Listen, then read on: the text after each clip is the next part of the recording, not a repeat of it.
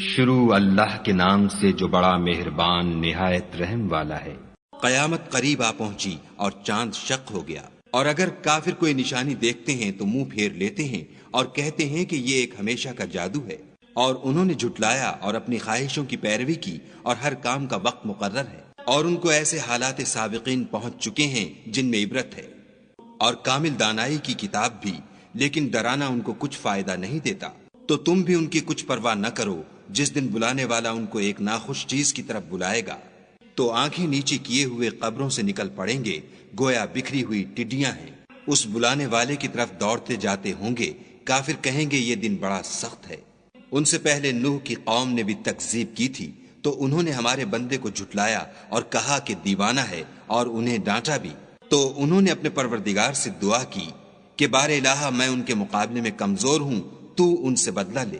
بس ہم نے زور کے مہ سے آسمان کے دہانے کھول دیے اور زمین میں چشمے جاری کر دیے، تو پانی ایک کام کے لیے جو مقدر ہو چکا تھا جمع ہو گیا، اور ہم نے نوح کو ایک کشتی پر جو تختوں اور میخوں سے تیار کی گئی تھی سوار کر لیا۔ وہ ہماری آنکھوں کے سامنے چلتی تھی۔ یہ سب کچھ اس شخص کے انتقام کے لیے کیا گیا جس کو کافر مانتے نہ تھے، اور ہم نے اس کو ایک عبرت بنا چھوڑا، تو کوئی ہے کہ سوچے سمجھے۔ سو دیکھ لو کہ میرا عذاب اور ڈرانا کیسا ہوا، اور ہم نے قرآن کو سمجھنے کے لیے آسان کر دیا، تو کوئی ہے کہ سوچے سمجھے۔ عاد نے بھی تکذیب کی تھی، سو دیکھ لو کہ میرا عذاب اور ڈرانا کیسا ہوا۔ ہم نے ان پر سخت منحوس دن میں آندھی چلائی، وہ لوگوں کو اس طرح اکھیڑے ڈالتی تھی گویا اکھڑی ہوئی کھجوروں کے تنے ہیں۔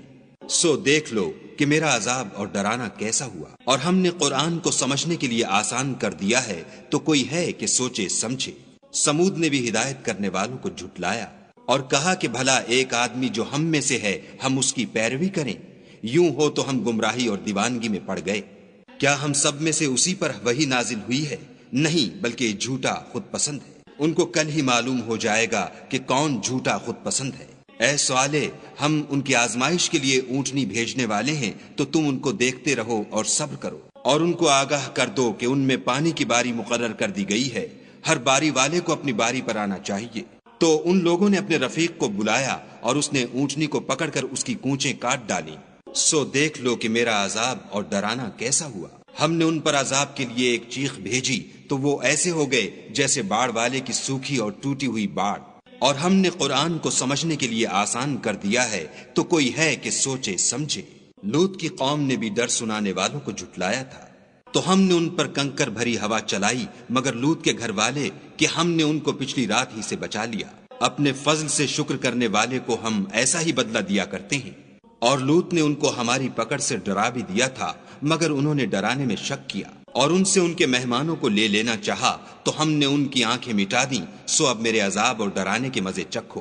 اور ان پر صبح سویرے ہی اٹل عذاب آ نازل ہوا، تو اب میرے عذاب اور ڈرانے کے مزے چکھو۔ اور ہم نے قرآن کو سمجھنے کے لیے آسان کر دیا ہے، تو کوئی ہے کہ سوچے سمجھے۔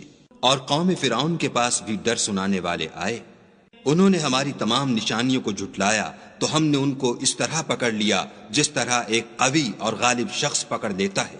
اے اہل عرب، کیا تمہارے کافر ان لوگوں سے بہتر ہیں، یا تمہارے لیے پہلی کتابوں میں کوئی فارغ خطی لکھ دی گئی ہے؟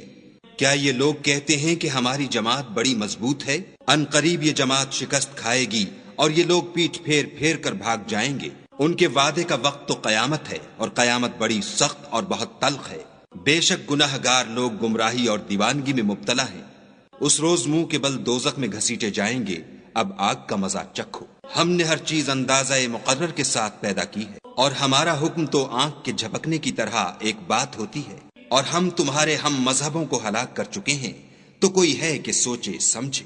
اور جو کچھ انہوں نے کیا ان کے اعمال ناموں میں مندرج ہے، یعنی ہر چھوٹا اور بڑا کام لکھ دیا گیا ہے۔ جو پرہیزگار ہیں وہ باغوں اور نہروں میں ہوں گے، یعنی پاک مقام میں، ہر طرح کی قدرت رکھنے والے بادشاہ کی بارگاہ میں۔